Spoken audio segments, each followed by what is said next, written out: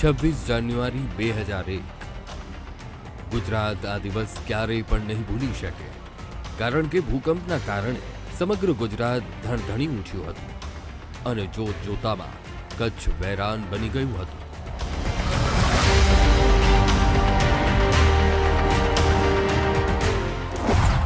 .7ની તીવ્રતાનો ભૂકંપ, એક ઓજારી સભા, જ્યારે કોઈએ સંતાનો તો કોઈએ માતા પિતા ગુમાવ્યા.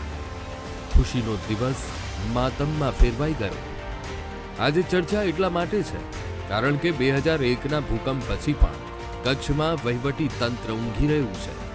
કારણ કે કચ્છ જિલ્લામાં અનેક જૂની ઇમારતો જર્જરિત હાલતમાં ઊભી છે, જેમાં ભુજમાં 5 ઇમારતો ધરાશાયી થવાની સંભાવના છે. બસ એક નાનકડા ભૂકંપની રાહ જોવાઈ રહી છે.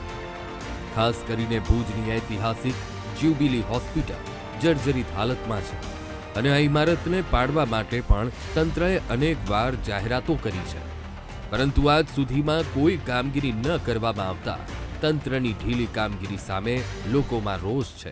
અંગ્રેજોના વખતની બનેલી આપણે કહીએ ને કે આપણી એક ધરોહર છે જે ભુજની જ્યુબિલી હોસ્પિટલ, તે પણ અત્યારે ખંડેર હાલતમાં છે. અમારા વડવાઓ, જેમ કે આપણા વડવાઓએ પણ તે હોસ્પિટલમાં સારવાર લીધી હશે અને એવા અનેક સંભાવનાઓ છે, જેમ કે અમેરિકાના પૂર્વ રાષ્ટ્રપતિ પણ આ હોસ્પિટલની મુલાકાતે આવી ચૂક્યા છે, બિલ ક્લિન્ટન, અને એમણે પણ આ ધરોહરની માવજત રાખવા માટે એમણે પણ ભલામણ કરી છે. તેમ છતાં પણ તંત્ર કોઈક ને કોઈક બાબતે આવી ઇમારતોની મરમ્મત નથી કરી શકતા કે એની ધ્યાન નથી રાખી શકતા. તે આપણા માટે ખૂબ જ દુઃખદ બાબત છે. જેવી રીતના તમને હું ભુજ શહેરની વાત કરું કે ભુજ શહેરનું જે ગામતળ વિસ્તાર છે તેમાં પણ અમુક એવી ઇમારતો છે જે G5 કે G6માં આવેલી છે, તે અત્યારે બહુ જ ખંડેર હાલતમાં કે જર્જરિત હાલતમાં ઉભેલી છે.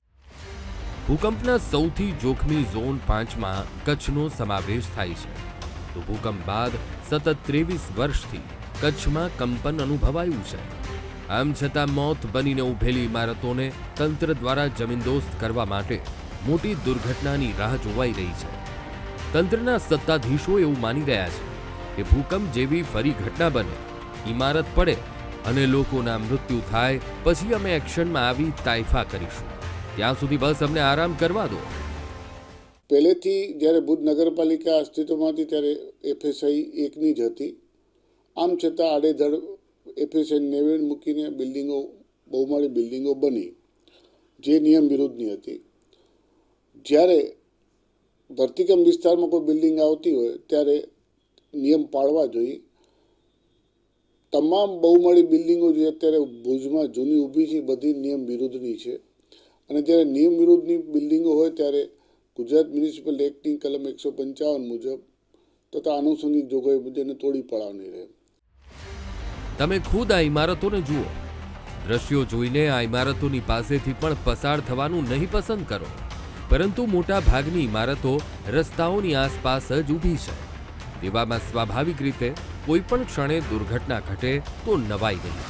ત્યારે આશા રાખી કે VTV ન્યૂઝના રિપોર્ટ બાદ ઊંઘતું ભુજનું તંત્ર જાગશે અને કોઈ પણ લોકોના આ જર્જરિત ઇમારતના કારણે જીવ જાય તે પહેલા તેને જમીનદોસ્ત કરવામાં આવશે. Bharatsinh Chauhan, VTV news, Kutch.